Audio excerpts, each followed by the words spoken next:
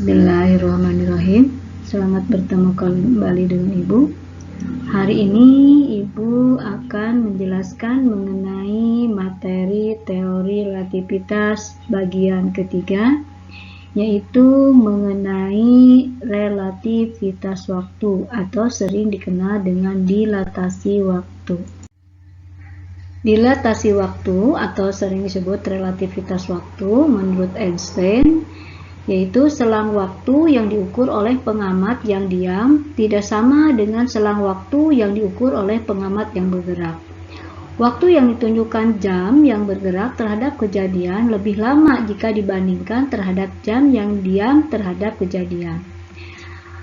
Persamaan untuk menghitung besarnya dilatasi waktu atau relativitas waktu itu dapat menggunakan persamaan delta T sama dengan gamma dikali delta T0, atau boleh ditulis delta T sama dengan delta T0 per akar 1 min V kuadrat per C kuadrat.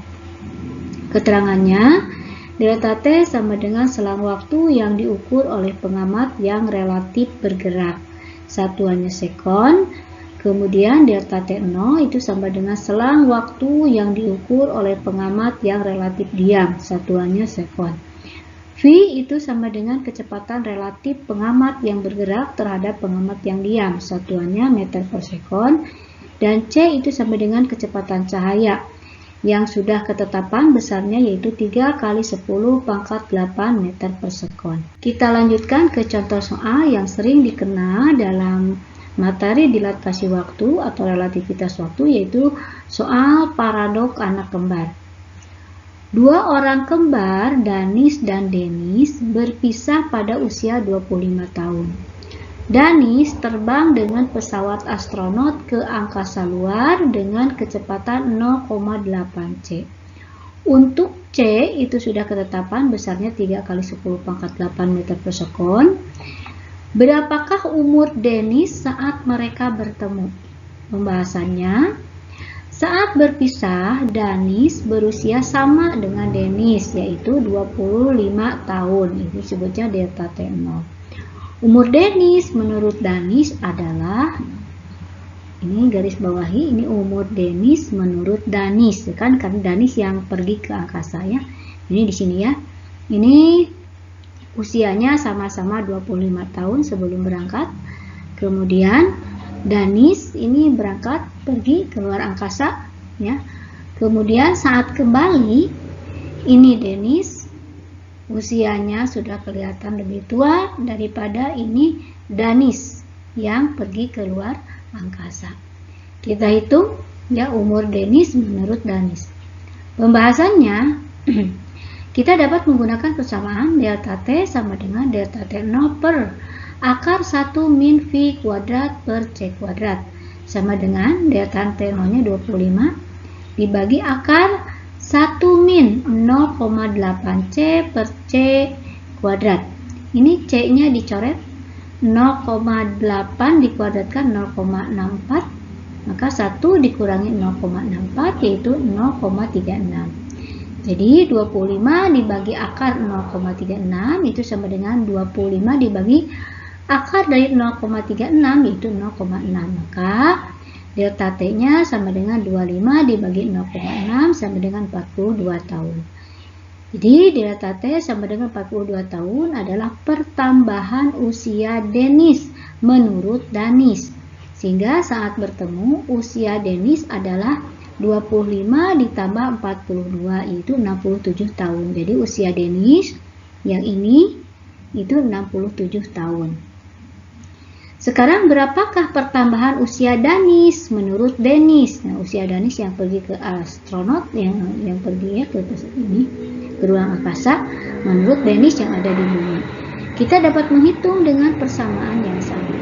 Maka delta T0 sama dengan delta T akar 1 min V kuadrat per C kuadrat sama dengan 25 akar kali akar 1 min 0,8 C dikuadratkan per C kuadrat. Nah ini C kuadratnya dicoret. Ini sama dengan 25 kali akar 1 min 0,64. 1 dikurangi 0,64 itu 0,36. Maka delta T0 sama dengan 25 dikali akar dari 0,36 yaitu 0,6. Jadi 25 dikali 0,6 sama dengan 15 tahun. Delta T0 sama dengan 15 tahun adalah pertambahan usia Danis menurut Dennis, ya. Sehingga saat bertemu usia Danis adalah 25 ditambah 42 sama dengan 40 tahun. Jadi ini usia Dennis saat bertemu dengan Danis setelah pulang dari ruang angkasa. Usia Dennis 67 tahun dan usia Danis 40 tahun. Jadi umur Dennis menurut Danis adalah 25 ditambah 42 sama dengan 67 tahun. Dan umur Danis menurut Dennis adalah 25 ditambah 15 sama dengan 40 tahun. Sehingga perbedaan usia Dennis dan Danis itu 27 tahun. Pantas saja Dennis tampak sangat tua dibandingkan dengan Danis. Hal ini terjadi karena kedua situasi ini tidaklah sama. Danis telah berubah dari sebuah kerangka acuan pada saat dia pergi ke kerangka acuan lainnya saat kembali ke bumi. Sedangkan Dennis tetap berada pada kerangka acuan yang sama pada saat Danis melakukan perjalanan dan kembali lagi ke bumi. Kita lanjutkan berikutnya. Dua orang saudara kembar A dan B berusia 40 tahun. A melakukan perjalanan ke suatu bintang dengan kecepatan V sama dengan 0,8 C. Ketika kembali ke bumi, B berusia 70 tahun. Berapa usia si A? Kita coba jawab. Menurut B yang ada di bumi, A telah melakukan perjalanan selama 70 dikurangi 40, berarti 30 tahun. Berarti delta T-nya 30 tahun. Menurut A, ia telah melakukan perjalanan selama delta T0 sama dengan, ini kita gunakan cara satu ya, delta T0 sama dengan delta T kali akar 1 min V kuadrat per C kuadrat sama dengan 30 dikali 1 min 0,8 C dibagi C kuadrat. Nah, C kuadratnya dicoret, maka 0,8 dikuadratkan menjadi 0,64.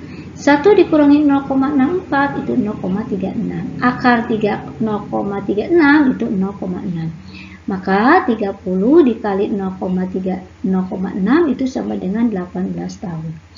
Maka usia A adalah 40 ditambah 18 itu sama dengan 58 tahun.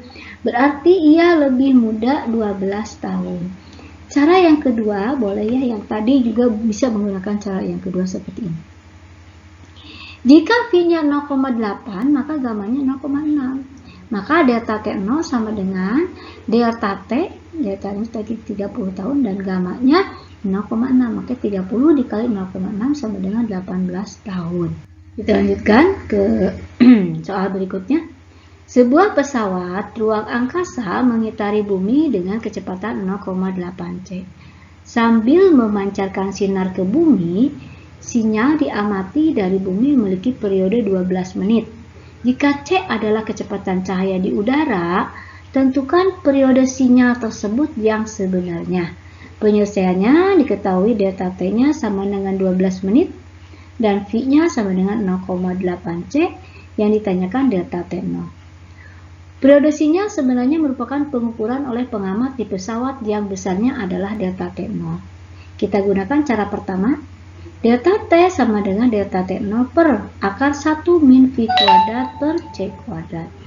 Delta T0 sama dengan, ini dikali silang ke sini ya, delta T akar 1 min V kuadrat per C kuadrat. Maka delta T0 sama dengan 12 kali akar 1 min 0,8 C dikuadratkan dibagi C kuadrat. Nah, C kuadrat yang coret, 0,8 nya dikuadratkan. Maka 1 dikurangi 0,64 itu 0,36. Jadi 12 dikali 0,6 itu sama dengan 7,2 menit. Atau dengan cara kedua, diketahui V-nya 0,8 maka gamanya 0,6. Delta T0 sama dengan delta T dikali gamma. Sama dengan 12 dikali 0,6 itu sama dengan 7,2 menit. Dua orang, Anton dan Bernard, Anton berada di bumi, sedangkan Bernard naik pesawat antariksa yang bergerak dengan kecepatan 0,8 c, pergi pulang terhadap bumi. Bila Anton mencatat kepergian Bernard selama 20 tahun, berarti ini delta T-nya ya, maka berapa lamakah Bernard mencatat kepergian mengendarai pesawat tersebut? Penyelesaiannya, 20 tahun waktu perjalanan di bumi, dan menurut Anton adalah waktu yang dia lihat dari keadaan bergerak, yaitu delta T. Maka waktu yang berjalan di dalam pesawat, itu delta T0, itu dicarinya ya, yang dicarinya itu delta T0. Diketahui delta T sama dengan 20 tahun dan V-nya 0,8. Ditanyakannya delta T0. Kita gunakan cara yang pertama. Delta T sama delta T0 dibagi akar 1 min V kuadrat per C kuadrat. Kita masukkan akarnya, 20 sama dengan delta T0 dibagi 1 min 0,8 C per C kuadrat. 0,8 dikuadratkan 0,64, C kuadratnya dicoret. Delta T0 sama dengan 20 dikali akar 1 min 0,64. Sama dengan 20 dikali akar 0,36 itu 0,6. Maka 20 dikali 0,6 sama dengan 12 tahun. Cara 2, delta T sama dengan delta T0. Delta T-nya 20 sama dengan delta T0 yang ditanyakan, gamanya 0,6. Maka ini kalikan silang. Jadi delta T0 sama dengan 20 dikali 0,6 itu sama dengan 12 tahun. Demikian penjelasan dari Ibu mengenai relativitas waktu. Assalamualaikum warahmatullahi wabarakatuh.